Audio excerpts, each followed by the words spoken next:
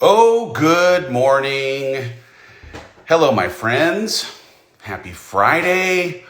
You are watching the storied John and Dave show. It's an internet phenomenon that no one has yet really gotten excited about, I'm going to be honest. But we're trying to create a movement of good times and happiness on Friday mornings. My name is Dave. We're waiting for my best friend in Nashville, Tennessee, Mr. John Acuff, to join us this morning. John, he's handsome, he's funny, and he has 7 questions for the big guy.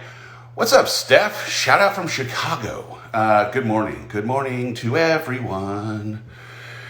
I saw John join, so I'm going to try and bring him on in here. Ladies and gentlemen, please welcome... Cut has never once disappointed on this show. It's John Acuff! John Acuff, on the road. I'm not even in my regular house. This is such a special episode. Whose fridge is that? That is my mother-in-law's. I'm in Blowing Rock, North Carolina, in the mountains, getting some fresh air, some deep thoughts. I'm in the high places, if you will, and that's her fridge. I'm at her cottage. She has a cottage. I just spoke of your hair, and I have to say, it's looking dapper today. Yeah, it's gray. It's the other day somebody used my friend Dave Barnes, who you would love if you've never met him. I have not. I was on his podcast, and I was on it like 3 months ago, and I kept getting bumped by other guests. And every time he would post on Instagram, "Hey, we're having Matthew McConaughey," I would say, "Did he bump me?" And every guest I did that, he used a photo from 2012, and it looked very different. My hair, it was. I saw this picture. It was brown. Yeah, that was the color. It was black. It was so, man, you could get lost in it. I mean, you could just get lost in it. And now it is full of wisdom. What is Blowing Rock like? What's going on right now? What are you doing? Are you doing this for fun? Are you doing a speaking event down at the Blowing Rock Library? No, that would be where they would book you, at the Blowing. I'd do a library if they had a big budget. I mean, it needs to be a baller library. It probably have to be presidential because John doesn't have to answer anybody. Let's be clear. You have standards, sir. It's going to be a library with at least a second floor. Oh, yeah. Second floor at a must. Maybe an elevator. I mean, we'll see. We'll see. But no, we're here for vacation. My in-laws live up here, and my kids are at beach camp in Panama City Beach for church. And all right, hold on. Let's pause there for 1 second because I am T-minus 11 days from one of the most glorious times of the entire summer. And it's glorious in part because my kids look forward to it as much as I do. Summer camp. Like summer camp. Yeah. Where are they going? They go to a place not terribly far from where we live in Texas. I mean, God bless them, no air conditioning. They live in wood shacks down by a river. But it's a 3-week thing. And they just they've been asking like, how many days to camp? There's a countdown. It's like those little rings you used to make that would tear one off and you'd get closer to Christmas. Same kind of deal is happening at the Hollis house. But they're so happy about it. Is this their first time or second time at this camp? This is their 4th summer in a This is their 4th summer in a row. Man. So this is now like they've got friends. They know all the counselors. They just get so excited. And, like the silence inside of the house has become my best friend for those 3 weeks. Did you do that as a kid? Did you do that? I went to Beartooth Mountain Christian Camp a few times, which was great. This is not something that anyone would know, but it was up by Big Bear. And my only memory of the camp was that it was a summer and winter camp. You'd go like for a week in winter. Nice. And it was the first time I peed in the snow. So, there's that. Congratulations to me. Was that for a badge? Did you do that for a badge on a sash? I did it for like personal pride and self-worth, really. I mean, just watching the steam come up and the yellow on the snow. It was a combo platter. Did you write that home in your camp letter? Were you like, "Dear Mom, today was, was monumental for me as a young man"? You know what's funny? I was like cleaning out closets, making sure I can actually find like the 4 shirts I like to wear as opposed to the rest that I keep for no reason. Sure. And I found the letters written home from camp last summer. I mean, the show's gonna turn into a dark place just for a second, but last summer, Hollis family was going through some stuff. Yeah. And so they, of course, are super excited about going to camp, but the letters they were writing home a month into divorce was just like, how are you doing? I'm not sure I'm doing great yet. I just wanted to say hi. I guess I'll go slide instead of think about your divorce. Like, Oh, thank you for the man. letter from camp. I appreciate that. Man, that is real. That We're just in a you better got place real now. real quick. We're in a Yeah, better real place quick. now. Yeah. Good Lord. Yeah, I heard somebody in an elevator say once, she said to her friend, and I just overheard her, she said, well, tomorrow, at least I'll be able to say it's not today. And I thought that was a great way to go. Like a year from now, I'll be in a Right? different place. And she It's said, so tomorrow, real. I'll be able to say it's not today. And I was like, that is real. There's seasons like that where you're like, I need to remember a year after this year exists. Because when you're in that moment, fear, frustration, doubt, hurt, whatever tells you this is the only thing that will ever exist. And that's just not true. Okay, so here's an interesting thing. Had my conversation yesterday with David, the therapist, amazing dude who I'm buying a boat for one session at a time. Yeah. And I actually had this moment where I had what ended up being just a little bit of a harder Father's Day. Again, I'm going to take it to a little more serious place for a second. But anytime you've had relationship transition, you go through craziness, you get back into the rhythm of something that is usual, and that usual is different than what it has been for a long time. Sure. It feels weird, right? Yeah. And I was like kind of lamenting to him, like, yo, it's so crazy that I, in my mind, had constructed something that was kind of what you're saying, like, hey, a year in, a year and a half in, whatever it might be, like once I have like a happy next relationship, or once I've figured out what I'm going to do professionally, then I'm not going to have problems. I'm not going to feel waves of grief. Everything's going to be fine. And what's interesting is no, like there's still, like there is no like threshold after which you don't have any kind of grief or any kind of strange feelings. You just have it at like a less frequency. But I was telling him, like, man, I just felt like kind of discouraged because I was wondering, like, am I doing grief wrong? Am I doing like the processing of emotions wrong? Could I be better? Yeah. Could I be doing something better? And the reality is no, like you just do life as best you can. And a year from now, I'm going to be in a better place. I know this, but also there's probably still going to be a wave of something weird that shows up when big thresholds end up showing up, because there is no once I get to that immediately eliminates all your problems. Well, and that's, we talked about that in our episode of your podcast, the idea of a switch versus a dial. We want there to be a switch. We want there to be, as soon as this happens, I'll turn off the stress, the fear, the doubt, whatever, forever.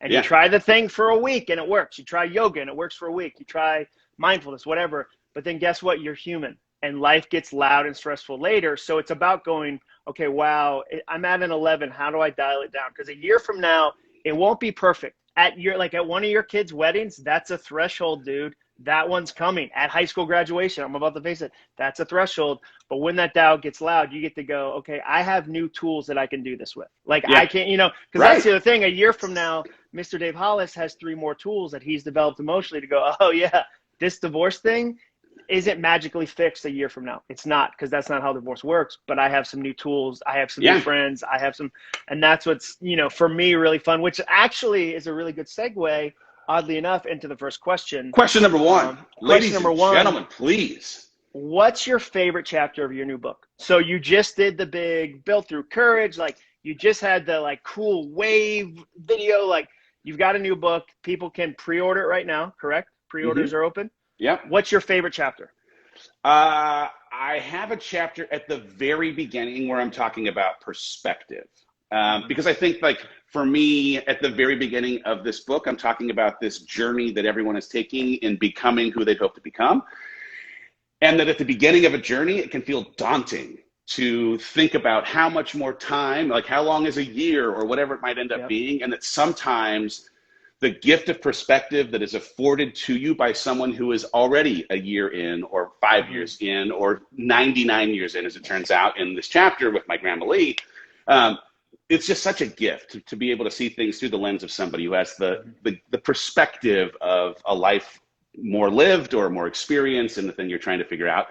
And in that chapter, I tell what ends up being 3 short stories of an interaction with Grandma Lee, my baller 99-year-old grandmother who, like just represented, like, look, I have been through so many hard things. She's a veteran of war, a single mother of 5. She's like buried 2 husbands and lost a son to cancer and a grandson by suicide. Like she's seen things. All of her friends at 99 are basically dead. And she's like, look, I have been through so much and I can tell you that I always got through it and that you'll get through it too. Right. So like there was something beautiful in that conversation. I talked about a conversation with John Maxwell, who was helping me understand that the price of entry for running a small business was that it's going to be overwhelming and have a bunch of problems. Like that's what it is. Yeah. And then the third one is a story about an interaction with Steven Spielberg, which is ridiculous. But one of my jobs at Disney was giving notes on movies that were not yet finished to filmmakers, which is hilarious because while I think myself creative, like I made most of my arguments with an analytics team. And so having a conversation with him about some creative notes on one of his films is a story for Steven Spielberg. I love that story. That story made me so uncomfortable, dude. Reading it, I was like, I got sweaty for you. I was like, oh. I am still living under the desk of that office where I made that phone call 12 years ago. But anyway, those three stories, that like conversation about experience that comes with the gift of perspective, I think that's probably my favorite chapter. I really like that chapter because I've read the book, and that feedback you had to give made me nervous for you. Thank you. As far as perspective, somebody told me the other day, they said one of their soundtracks, because that's what I write about, is I've survived 100% of my hard days. And I thought, that's a great soundtrack. Write that on a Post-it note. I've survived 100% of my hard days. And she said, I just have to remind myself of that sometimes because it's easy to forget.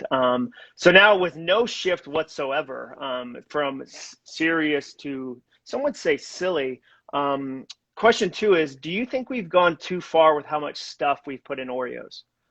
Oh, yeah. I mean, I'd say I don't even know the like full breadth of what is. I think it's mega. I think it ends at mega stuff. I think it like we grew up in a double stuff world. You and I. That was a big deal. I mean, the rich kids had the double stuff. I had Hydrox because my dad worked in the ministry, and I had Hydrox also. Thank you. Yeah, Jesus can't afford name brand Oreos. He wants you to have Hydrox cookies. Like, and the company was like, "What should we name it? Let's name it sounding like something you clean your sink with." Yeah, Hydrox, why not? Delicious. I mean, if you don't have enough shame from eating something that's not called Oreo already, we'll just make the name sound like you should feel bad about it. Exactly. So I think it goes regular, double stuff, and then I think there's a mega stuff that's even past that. But do you feel like there's going to be a time where we as a culture have to go, you know what? We have to pause this. It's too much stuff. Here's the weird thing. I am crunchy, not squishy, like in all ways. And so the less stuff, the better for me. I mean, I just like, if there was like half stuff, like if there was a half stuff Oreo, right?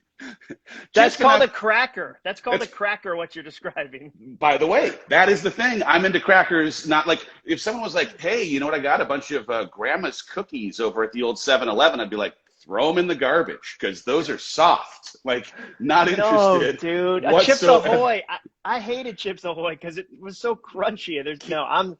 Chips Ahoy. No. Chips Ahoy is like on a spectrum. Chips Ahoy is the thing that like is my personal love language. I want to bite into something and have half of it on my shirt. Like that's my way. Okay, so that gets me to my next question, which is a bonus question, because these conversations are planned and organic, like most of life. Bonus question.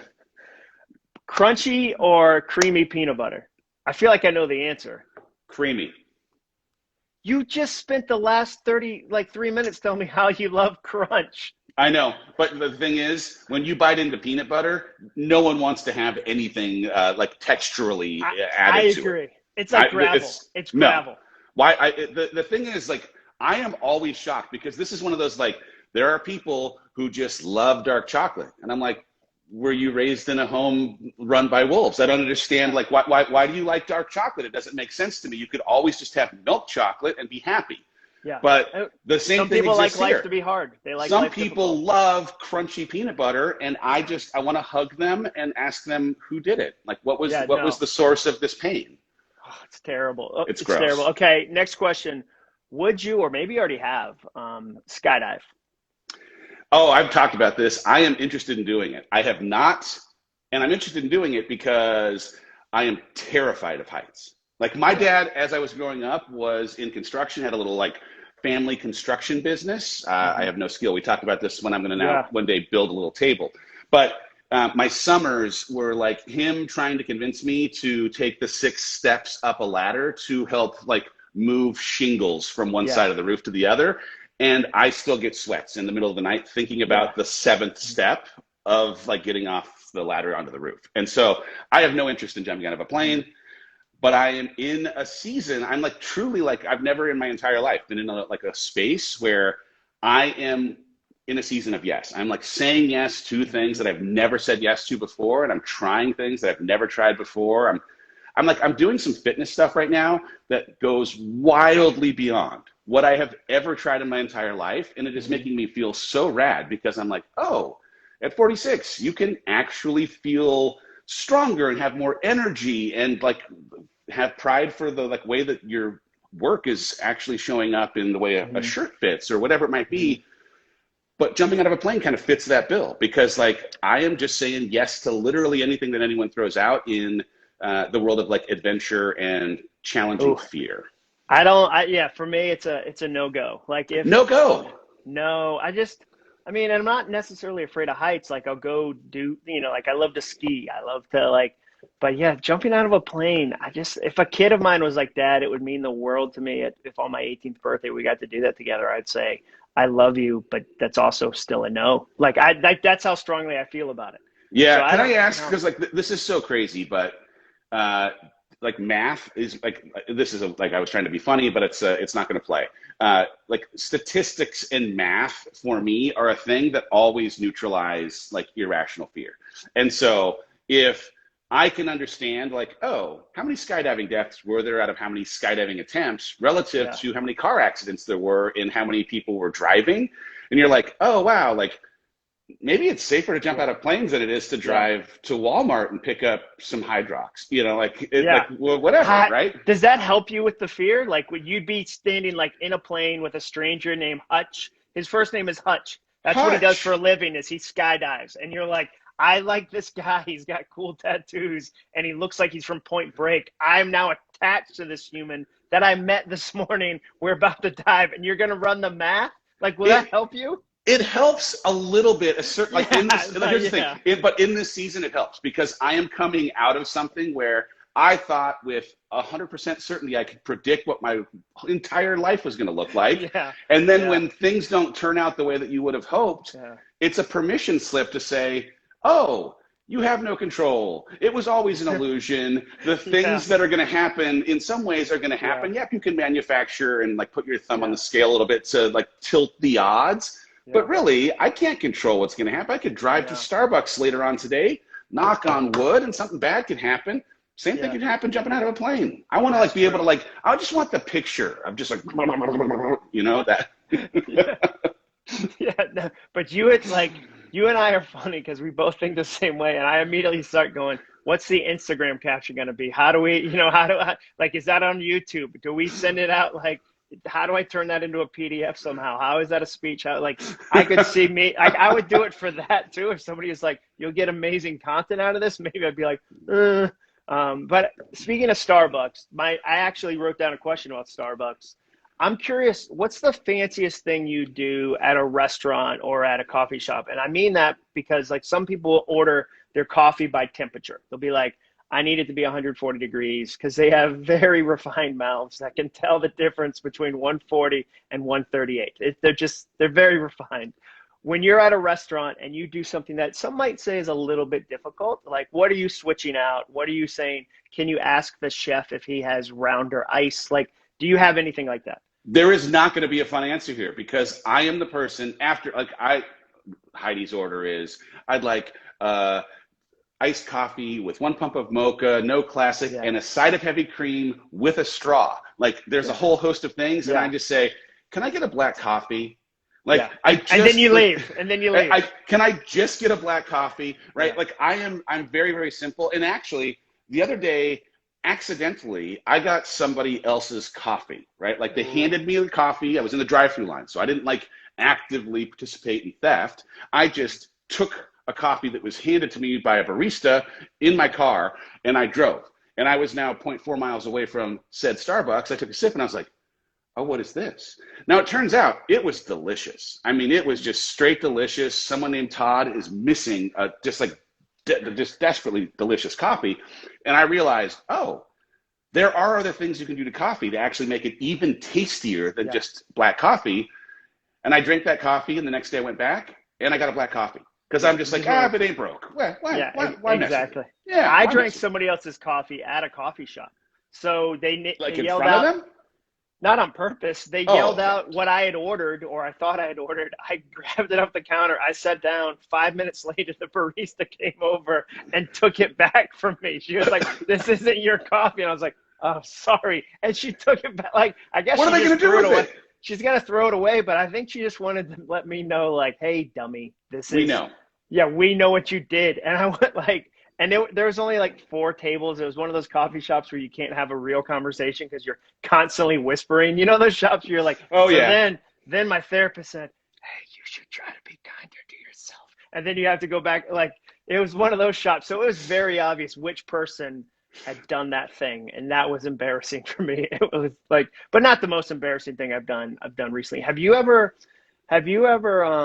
like put your foot in your mouth where you still think about it later? Like there's something you said where you're like, I made the joke. I made the joke with you when you were doing a speaking event in a suit, because there's 2 times when someone was dressed fancier than they are normally dressed. And I went like as aggressively with a compliment as I possibly could, like way over the top. Like, when's the job interview? You look like $1 million.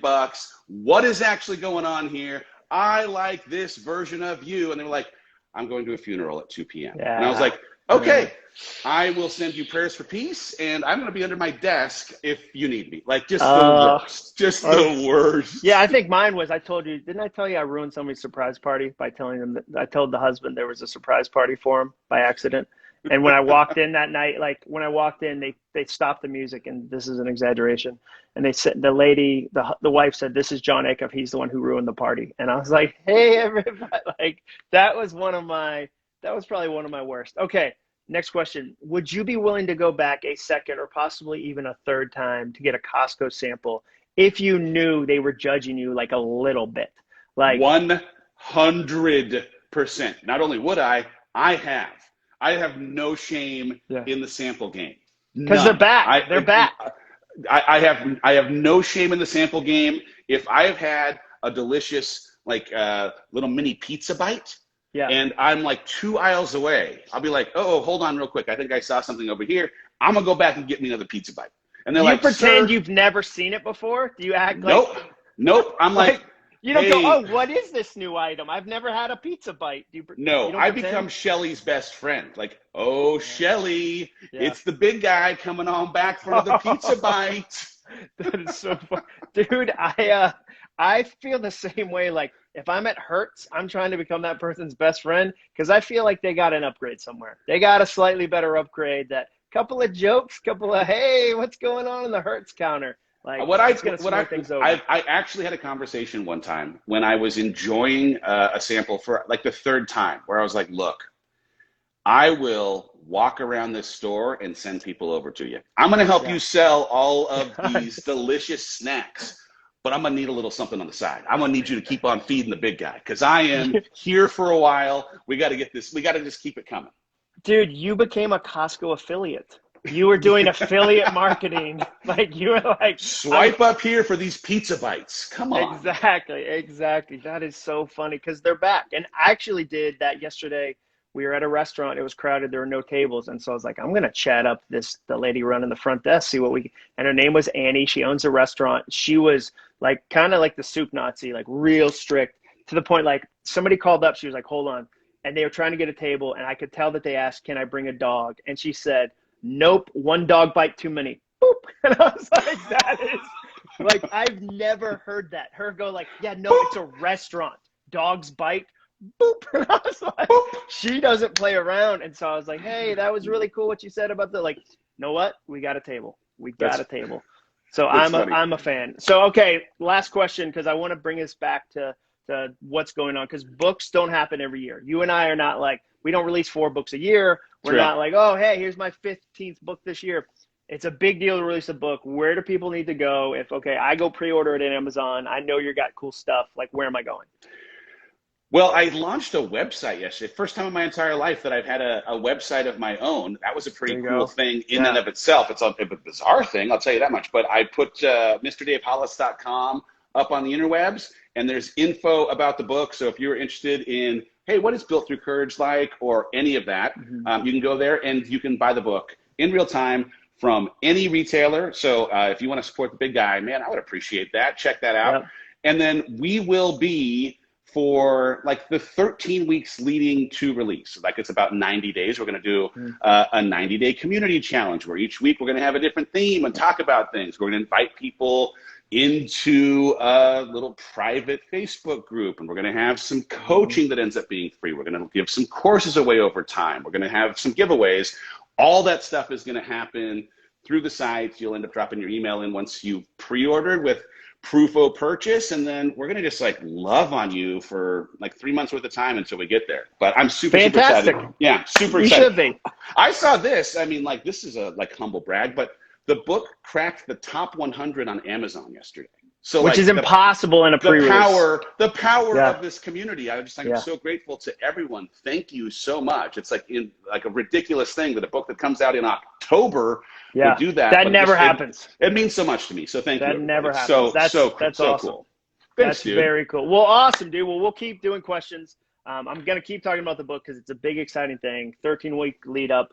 MrDaveHollis.com. You heard it here. Probably third, because you've already talked about it on Instagram. I'll say, I didn't want to lie. I want to keep this show honest. We started in a very honest place that, like, divorce is hard. Your kids write you letters from camp, all the way full circle to it might be time to stop the Oreo stuff. Like, we've hit our stuff limit. We're flying too close to the sun on wings made of stuff. Be careful. Yeah, be careful. So, Dave, have a great rest of your Friday. Have fun on your little trip today. We'll see you next week, buddy. See ya. All right.